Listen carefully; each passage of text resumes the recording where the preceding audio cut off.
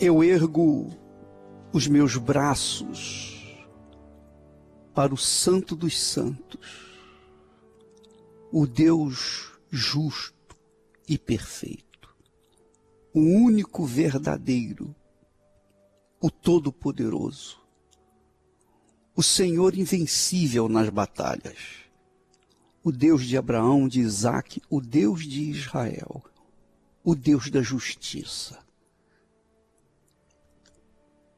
para abençoar os que creem neste momento.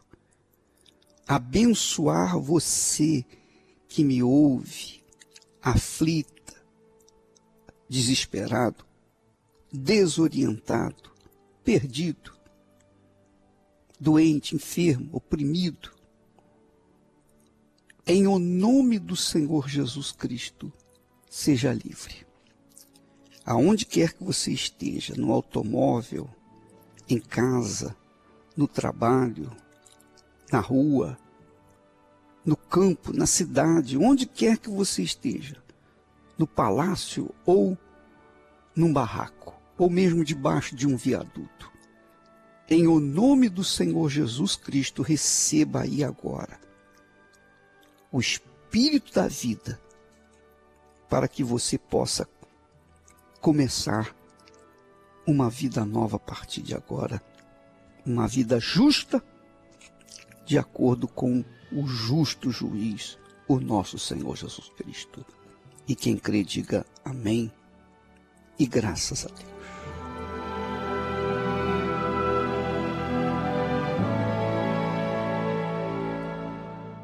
O altar é onde nós temos a representação, o simbolismo de Deus, do trono de Deus. Todas as vezes que Abraão teve com Deus, naquele lugar onde ele teve uma experiência com Deus, ele construía um altar de pedra, e ali ele oferecia os seus sacrifícios para glorificar a Deus.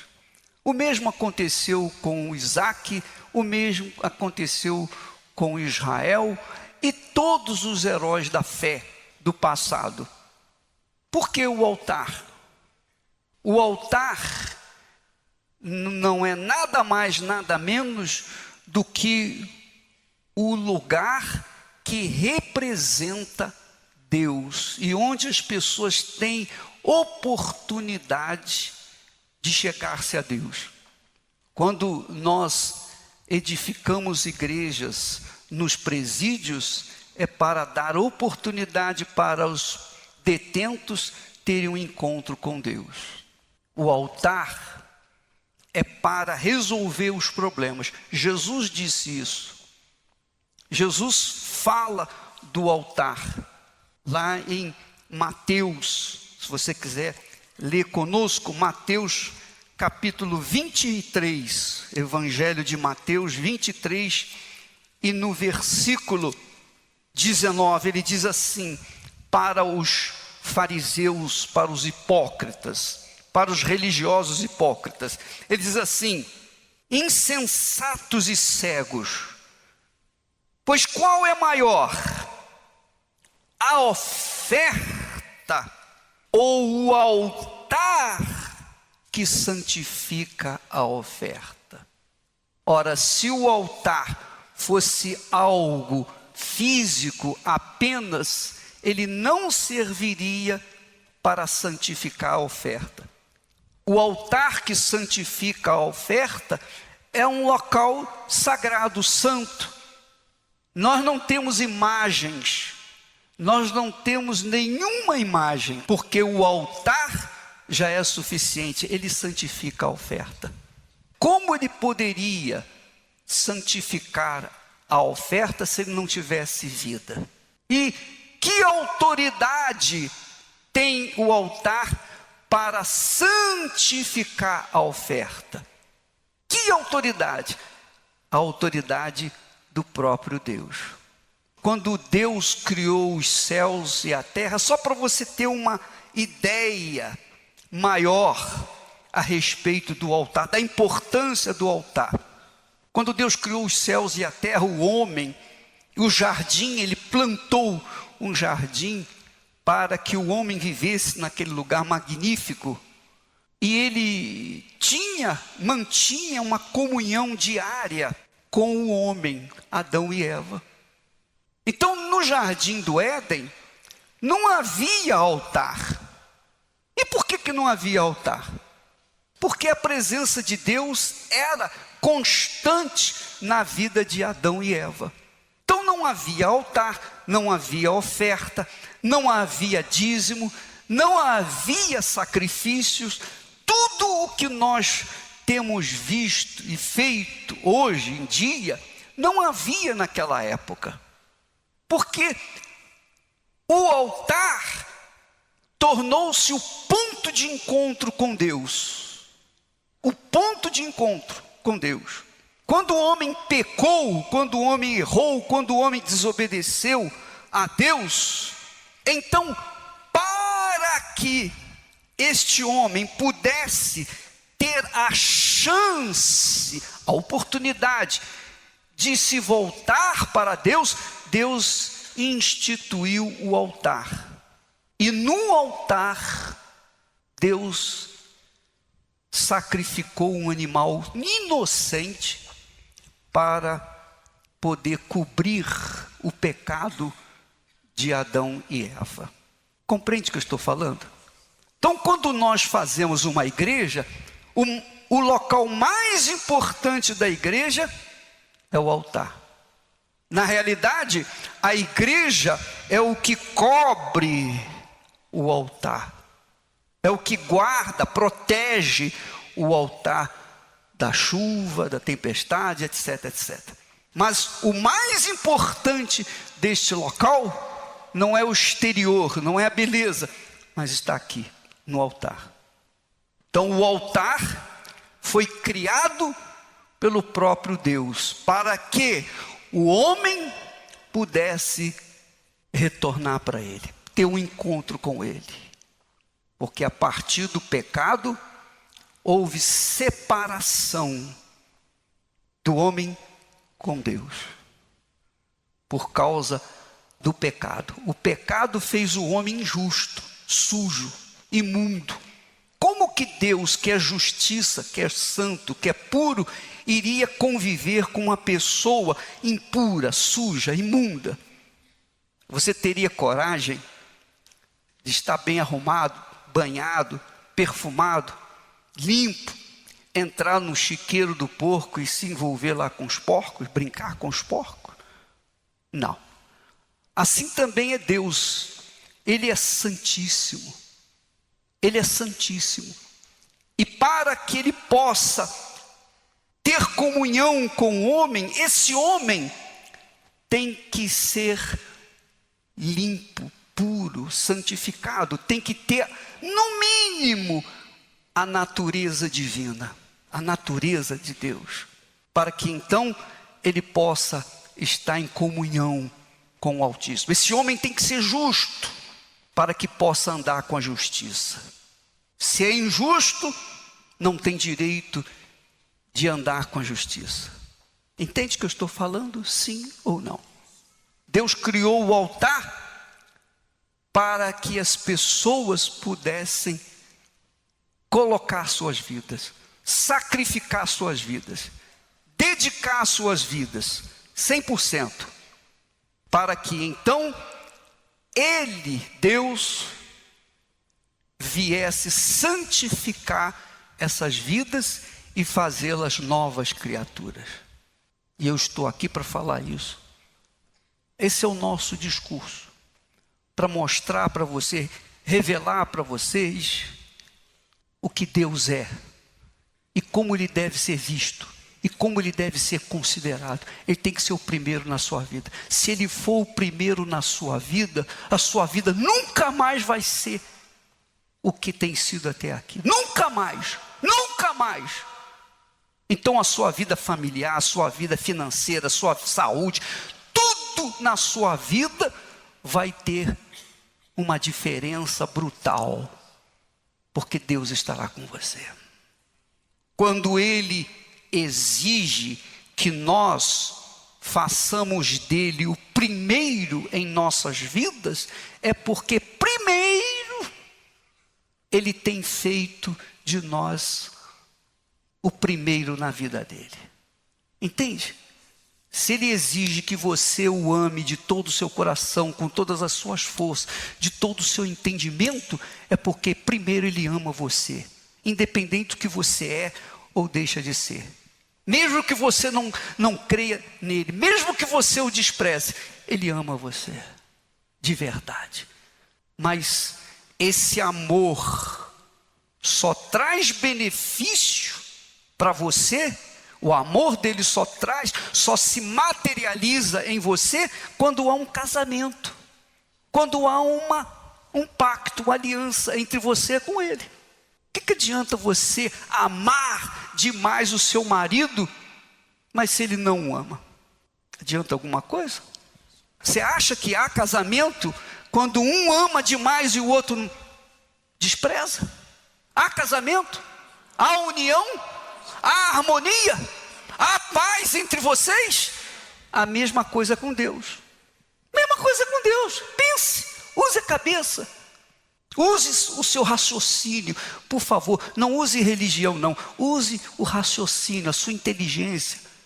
Pense, raciocine.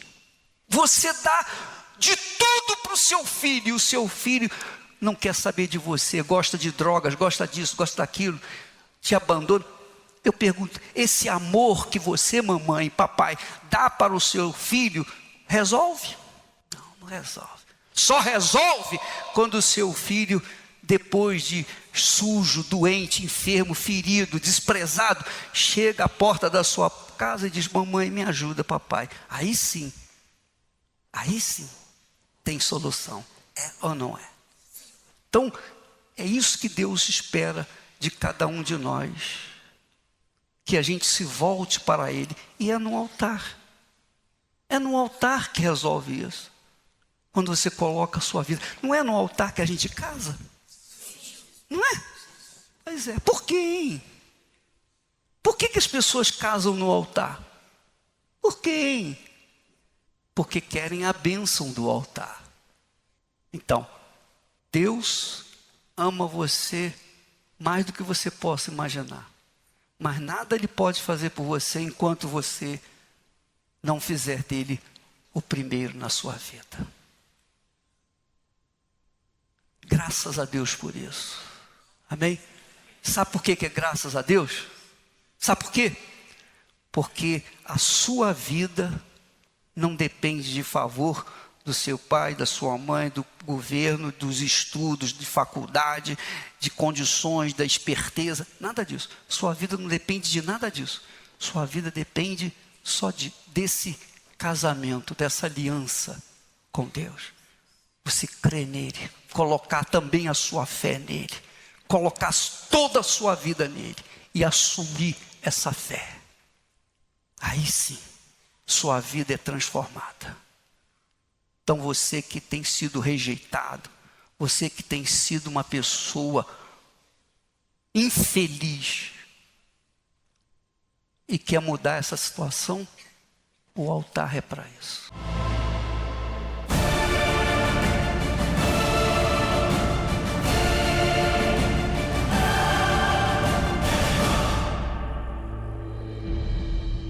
Meu nome é Thaís. Meu nome é Rogério. E apesar de conhecer o Evangelho, a minha vida era um fracasso. Estávamos dentro da igreja já há algum tempo. Na época nós namorávamos. E devido a uma situação que surgiu, com a minha pessoa dentro da igreja, eu sujei meu coração e larguei a fé. Logo em seguida que o Rogério abandonou a fé, eu também me afastei. Por consequência disso, foi a pior fase da minha vida. Eu tinha até uma condição financeira muito boa e eu pensava que, dando de tudo para ela, eu iria fazer ela feliz. Mas não foi isso que aconteceu. O amor, carinho que a gente precisava, ele não dava. Ele tentava suprir com dinheiro, mas isso não era o suficiente para mim e para minha filha. Eu precisava do marido e ela precisava de um pai. Ele era bem distante, comigo ele era frio. Ele dedicava mais ao trabalho do que à família. Ela se tornou uma pessoa muito nervosa, muito agressiva, e eu a desprezava por isso. Eu desconfiava que ele estava me traindo. Então isso foi o ponto-chave da nossa destruição no casamento. Então o medo que dominava o meu coração era ele estando com a amante. Chegou a um ponto que eu virei a cabeça. Eu queria sair, eu queria curtir. Eu me lembro que eu programava viagens já sozinho, não contava mais com a minha família, então eu deixava a minha família para segundo plano. E aí foi o nosso fundo de poço, o nosso casamento. Foi quando eu cheguei a pedir o divórcio para ela, porque eu já não aguentava mais aquela situação. Nessa tentativa de divórcio que ele chegou apresentando para mim, aonde foi que teve a nossa agressão física. Eu fui para cima dele com uma faca. Eu não aceitei aquela situação, porque dentro de mim eu achava que eu estava perdendo ele para outra mulher. Saí de casa, fui morar num hotel, abandonei ela, eu me lembro muito bem como se fosse hoje. Eu deixei apenas R$2 em cima do balcão e a minha filhinha, de 2 aninhos na época, e ela. E fui, com aquele pensamento de que eu estava me libertando. Pelo contrário, quando eu coloquei a cabeça no travesseiro do hotel, veio um vazio, um enorme vazio, mas ao mesmo tempo eu não tinha forças de chegar nela e pedir uma reconciliação, uma nova chance. E em cima disso, porque o nosso psicológico fica completamente abalado, eu comecei a mal administrar a minha vida financeira. Foi aonde nós tínhamos acabado de comprar a nossa casa novinha, nossos carros, eu fui perdendo tudo. E isso me acarretou uma dívida de R$600 mil. Isso me tirava o sono, a paz. Todo dia deitava a cabeça no travesseiro e isso vinha latejar nos meus pensamentos. Pela primeira vez na minha vida passou o pensamento de morte. Dirigindo o meu carro que eu tinha, me passou que eu tinha que enfiar ele num poste, terminar com tudo, acabar. Pela primeira vez passou esse pensamento na minha cabeça. Passava várias vezes na minha cabeça o que vai ser da minha filha, o que vai ser do meu casamento. Então isso não me dava paz, essa dúvida. Em meio a toda essa situação desesperadora, foi quando meu irmão me fez o convite e me fez lembrar que havia um Deus. Sim, havia um Deus que podia me tirar daquela situação. Foi quando eu dei ouvido à voz dele e resolvi voltar. A primeira mudança que me deu foi no meu interior. Todo aquele Rogério que era antes deixou de existir e passou a vir um Rogério de coragem, de vigor, de ânimo, de força, para ir buscar a minha família, para resgatar o meu casamento. Com isso, eu passei a ver nele que ele estava diferente.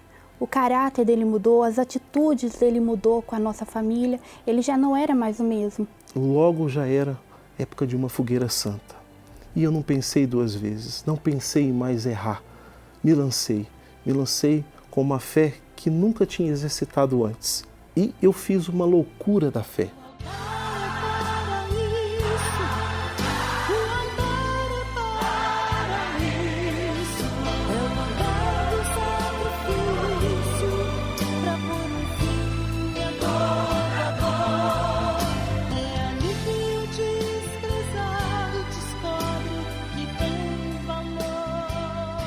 E Deus transformou a minha história, de tal forma que Ele restaurou o nosso casamento.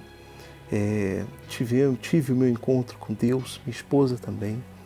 E partindo daí, nós fomos reconquistando tudo aquilo que tínhamos perdido. Abriu-se a minha visão, abriu-se o meu entendimento. E eu comecei então a conquistar. Primeiro no meu trabalho, muito bem sucedido, no qual eu gerencio uma rede de postos no estado de São Paulo e Minas Gerais, e a partir dali Deus foi abençoando. Hoje nós temos a nossa casa nos melhores bairros da cidade, nós temos os nossos carros, temos o meu carro de trabalho, o carro do meu esposo, o meu carro particular de passeio, de viagem. Hoje nós temos um casamento abençoado.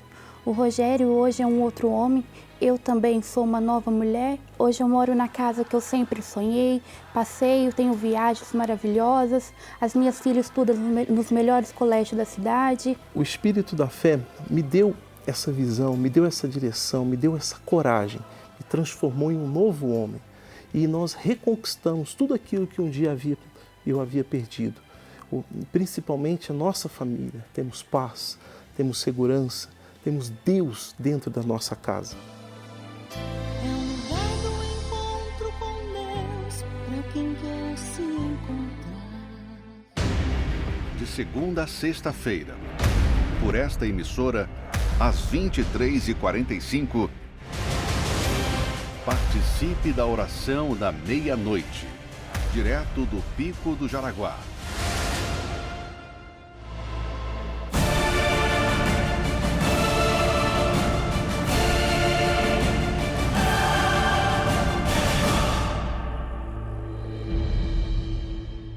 O meu nome é o Alisson Felipe dos Santos. Meu nome é Adriele e nós vivemos a face da miséria. Nós casamos, tivemos uma filha e a gente trabalhava numa empresa e a gente, quando a empresa faliu, tivemos que voltar para a nossa cidade de origem, onde lá, mesmo com um bom currículo, a gente não conseguia emprego, não conseguia nada, chegamos a morar num cômodo com 5 pessoas. O medo, ele dominava toda a situação, porque eu cheguei a pensar que a gente ia morar debaixo da ponte. Eu tinha desejo de morte, já tentei suicídio, porque a gente se via naquela situação, naquela miséria, era tanto sofrimento, que eu falava, eu acho que não existe saída, não existe alguma coisa que vai levantar a gente. A gente vivia de cesta básica, de ajuda de familiares, e a minha filha não tinha nem o que comer. A gente foi do luxo para o lixo. Ao mesmo tempo a gente tinha tudo e em algumas horas não tinha mais nada. Em alguns meses a gente se viu numa situação no qual a gente pensava que nunca ia acontecer com a gente. E aquilo ali foi muito difícil. Me sentia humilhado, fracassado, porque eu era o provedor da família. A gente tinha, do momento que não tinha mais nada, daí eu pensava, o que eu vou fazer agora?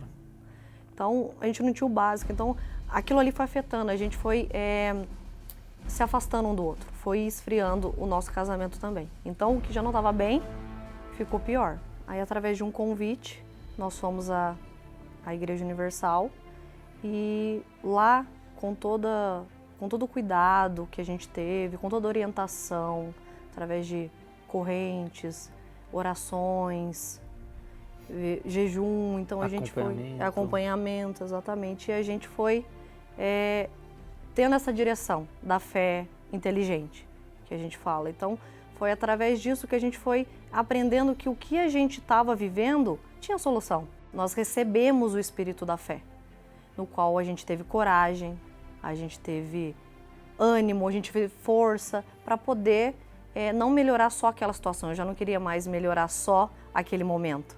Eu queria transformar a minha vida, eu queria uma mudança de vida, não uma mudança de estado ou momentâneo. Eu queria uma transformação da nossa vida.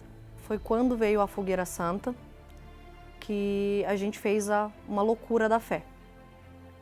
O pessoal que estava ao nosso redor nos chamou assim de louco, nossos familiares, porque naquele momento a gente não tinha nada. Aos olhos humanos, o que a gente fez é uma loucura.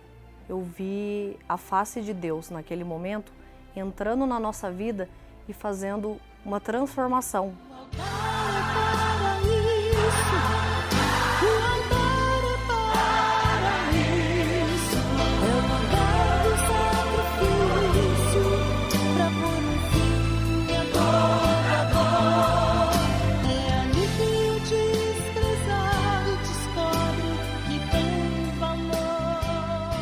Antes eu era fracassado e hoje eu sou um empresário. Da mesma maneira que nós perdemos rápido, através dessa loucura da fé, em um ano a gente conquistou. Não digo o dobro, eu digo acho que o triplo. Porque do nada veio clientes da onde não tinha, veio suporte da onde não existia, condição também da onde não tinha. A gente começou a empresa com R$20. Eu digo que eu não imaginava que eu teria o que eu tenho hoje, ou eu nem não pedi isso para Deus, porque eu pedia para Ele um suporte para criar minha filha. E Ele me deu muito mais do que eu precisava. Hoje temos automóveis, temos uma casa num condomínio resort, que é localizada num bairro nobre. Hoje a minha filha tem de tudo. Hoje a gente não falta nada. Hoje a gente tem 2 apartamentos que a gente comprou recentemente, que está na planta. Hoje a gente viaja para onde a gente quer, come do bom e do melhor. Hoje, o principal, nós somos referência para a nossa filha. Eu digo que não é só o material. O principal para a gente foi o espiritual, que dentro dessa casa hoje existe uma família abençoada, hoje existe paz, existe uma estrutura para toda a nossa família. Mas nada paga o espírito da fé, que foi através dele que a gente aprendeu a fazer essa loucura, a ter essa sabedoria, esse ensinamento, a força, o espiritual, a visão para ter tudo que a gente tem hoje. É um lugar do encontro com Deus para quem quer se encontrar. Porventura, o cálice de bênção que abençoamos não é a comunhão do sangue de Cristo? O pão que partimos não é porventura a comunhão do corpo de Cristo? A Santa Ceia é a mais importante celebração cristã. Ela possibilita que os que verdadeiramente creem tenham a comunhão com o Senhor Jesus por meio dos elementos sagrados. Isto é, comer do pão e beber do cálice nos coloca em unidade e em concordância com o Salvador. Através da Santa Ceia, os caídos se levantam, os fracos são fortalecidos, os desviados são restaurados e a vida de Deus é derramada.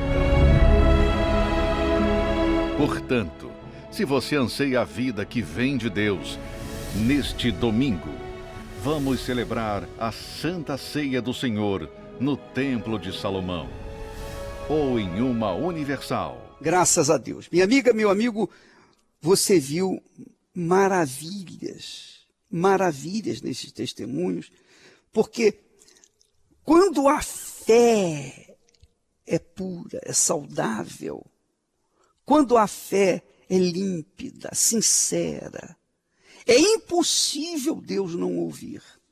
Foi isso que aconteceu com essas pessoas que foram curadas, receberam o Espírito Santo, que tiveram as suas vidas transformadas. E onde é que a fé se manifesta com o poder maior? Justamente no altar, porque o altar representa a Deus. Nós ficamos por aqui, amanhã estaremos de volta nesse horário e nesta emissora. Deus abençoe a todos em nome do Senhor Jesus.